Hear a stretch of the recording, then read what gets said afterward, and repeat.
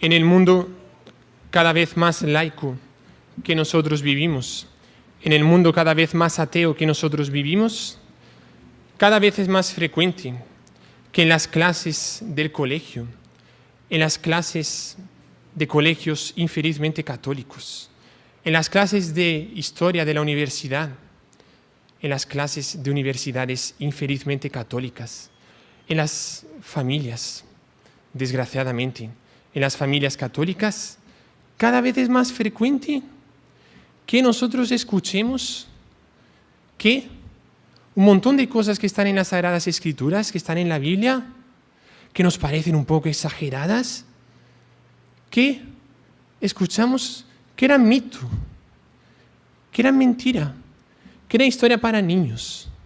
Y nosotros, burros, asnos, nos lo creemos. Y preferimos escuchar lo que nos dice un profesor ateo, sin fe, sin religión, sin moral. Preferimos lo que nos enseña un profesor así a lo que siempre nos enseñó la tradición y lo que está contenido en la palabra de Dios. Por ejemplo, hemos escuchado en las clases de historia, en los colegios infelizmente católicos, en las universidades infelizmente católicas, en las familias infelizmente católicas, hemos escuchado por ahí que el hombre, en vez de haber sido creado directamente por Dios, Adán fue el primer hombre, como está en la Biblia, hemos escuchado por ahí que el hombre viene del mono. Y nosotros, monos, asnos, nos creemos que el hombre viene del mono. Cuando un profesor dice que el hombre viene del mono, dan ganas de decirle, mire, profesor, en problemas de familia yo no me meto. Si usted quiere creer que sus papás, abuelos, bisabuelos son parecidos a monos y tiene de apellido simio, gorila, chimpancé o alguna cosa así porque sus rasgos fisionómicos son así, es problema suyo o problema de su familia, no problema mío, porque mi familia no viene del mono, porque los rasgos familiares de mi familia no son de gorilas, como tal vez los suyos. Y ustedes dirán, padre, la ciencia demuestra. La ciencia no demuestra nada en esta materia. Y un día vamos a hacer un podcast, es que no da para decirlo aquí, demostrando que el hombre no viene del mono, que la Biblia tenía razón. Y que si Dios dijo que el hombre fue creado del barro, y él cogió barro y lo hizo del barro, hizo a Adán, fue así, y ya está, y acabó, porque está colocando las Sagradas Escrituras. Y no me vengan con cuentos diciendo, que la ciencia.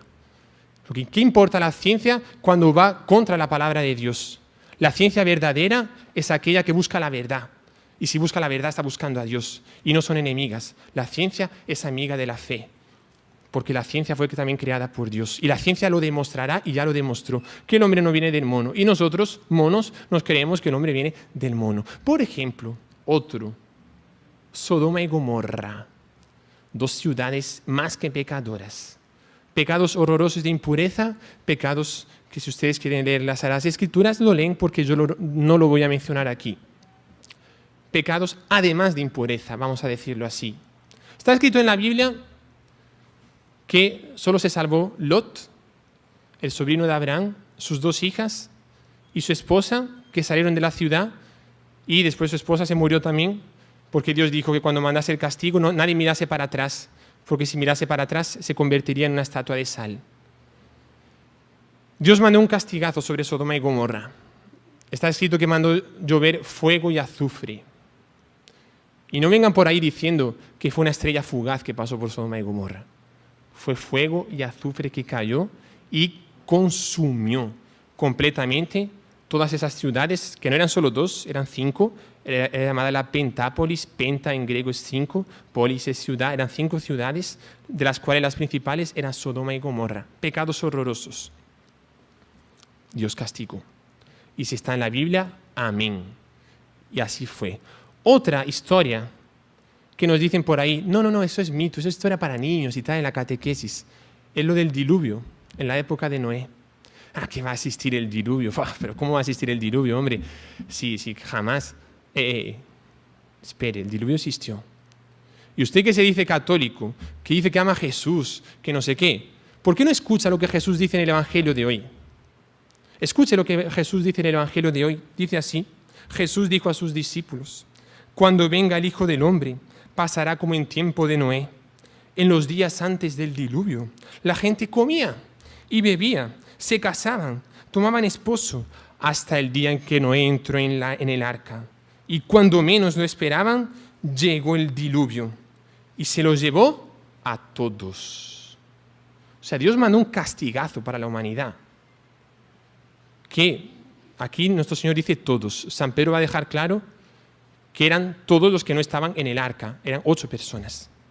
O sea, de los millones tal vez de personas que existían, Dios salvó 8 personas, que era la familia de Noé. Esposa, hijos y algún que otro por ahí. Y si está escrito en la Biblia que se colocaron 2 parejas, cada pareja de animal, fue así. Porque la Biblia dice la verdad. Y nosotros no podemos rendir tributo a cosas que van contra la Sagrada Escritura.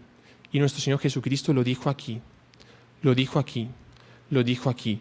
El diluvio existió. ¿Y cuándo Dios manda un diluvio? ¿Cuándo Dios manda un castigo como Sodoma y Gomorra? Cuando Dios manda el castigo, nos lo explica San Pablo hoy en la carta a los romanos. Dice así: la noche está avanzada. La noche está avanzada. Cuando la noche está avanzada en el mundo, Dios manda los castigos. ¿Qué es esa noche? Es la noche del pecado. Es la noche de las tinieblas. Es la noche en la cual la luz que hemos encendido hoy aquí, que significa la luz de Cristo, que vino a irradiar a este mundo, la luz verdadera, la luz de la fe, la luz de la virtud, cuando la luz de Cristo se va apagando en los corazones de la sociedad y de la gente, en ese mundo se hace pecado, se hace sombras, se hace tinieblas.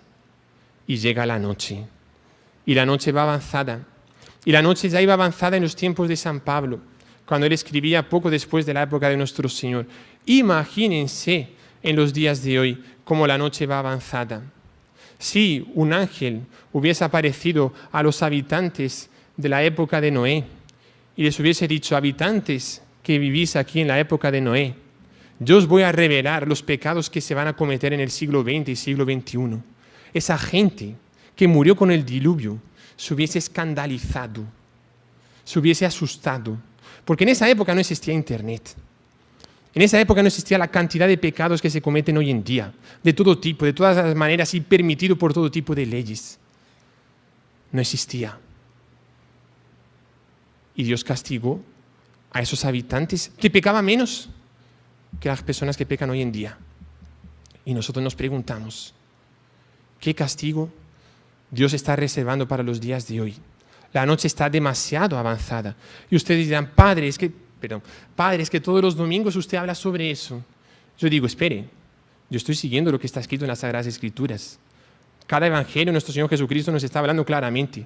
Si yo en el día que nuestro Señor habla del diluvio de Noé, yo hablase sobre la parábola del buen pastor, no estaría hablando sobre lo que nuestro Señor Jesucristo está queriendo decirles a ustedes. Yo estoy siendo instrumento para ustedes de lo que nuestro Señor Jesucristo está queriendo decirles. Y lo que nuestro Señor Jesucristo está queriendo decir en el día de hoy es que la noche está avanzada. Es que hay demasiados pecados. Y eso es verdad.